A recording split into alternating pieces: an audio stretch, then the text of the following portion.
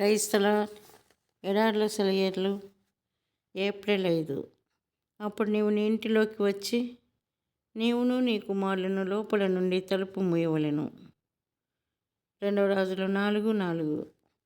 వాళ్ళు ప్రకృతి సిద్ధమైన సూత్రాలకి, మానవ ప్రభుత్వాలకి, సంఘానికి, యాజకత్వానికి, చివరికి ఎలీషా ప్రవక్తకి కూడా అతీతమైన అద్భుత కార్యం కోసం ఎదురు చూస్తున్నారు.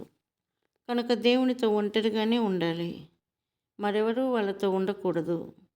మానవ అవగాహన శక్తిని, విజ్ఞాన శాస్త్ర సూత్రాలను వదిలి అంతరిక్షంలో దేవుని మహిమకు ఎదురై నిలిచి ఆ అలోక శక్తిని తేరిపార చూడాలి. దేవునితో వ్యవహారాలు పెట్టుకోవాలంటే ఏ పద్ధతి అనుసరించాలో ఇక్కడ మనకి కనిపిస్తున్నది. ఒంటరిగా రహస్య స్థలంలో ప్రార్థన విశ్వాసాలలో ప్రతి ఆత్మ ఆయన కోసం ఎదురు చూడాలి. కొన్ని సమయాల్లో, కొన్ని ప్రదేశాల్లో దేవుడు మన చుట్టూ ఒక అనిర్వచనీయమైన గోడ కడతాడు. మనకు ఉన్న ఆధారాలన్నింటినీ పడగొడతాడు. సాధారణంగా మనం పనులు చేసే పరిస్థితులను, విధానాలను నిరర్ధకం చేస్తాడు. మనకు అర్థం కాని దివ్య వాతావరణంలో బంధిస్తాడు. అది మనకి ఇంతకుముందు అనుభవం కానిది, క్రొత్తది. మనకి ఇంతవరకు అలవాటైన అనుభవాల చట్రంలో ఇమడనిది. ఈ క్రొత్త అనుభవంలో అయితే ముందేం జరగనున్నదో మనకు తెలియదు.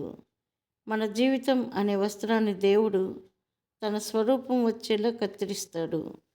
చాలామంది భక్తిగల మనుషులు కూడా ఒక రకమైన గానుగెద్దు జీవితం గడుపుతుంటారు. ప్రతిరోజు అదే జీవితం. ముందు ఏమి జరగనున్నదో అనే సందేహం ఉండదు. కానీ దేవుడు నడిపించే ఆత్మలైతే ఎన్నెన్నో ప్రత్యేకమైన ఊహల కందని అనుభవాల్లోకి వెళుతూ ఉంటాయి.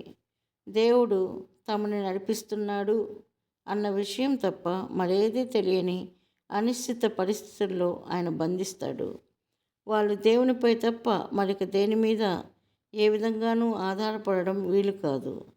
పై వాక్యంలోని విధవరాలిలాగా మనం కూడా బాహ్యమైన వాటిని వదిలి లోపల కేవలం దేవునితో మాత్రమే కలుపబడితేనే తప్ప ఆయన చేసే అద్భుతాన్ని చూడలేము. అతి కష్టకాలంలోనే దేవుడిని గురించిన అతి మధురమైన రహస్యాలు బయటపడుతుంటాయి. మనల్ని లోపలుంచి తలుపు మూసి మన బాధలో, దుఃఖంలో పలుకుతాడు దేవుడు. మనసు విప్పి మృదువుగా ఏకాంతంలో ముత్యాలు లాంటి మాటలు మన చెవిలో.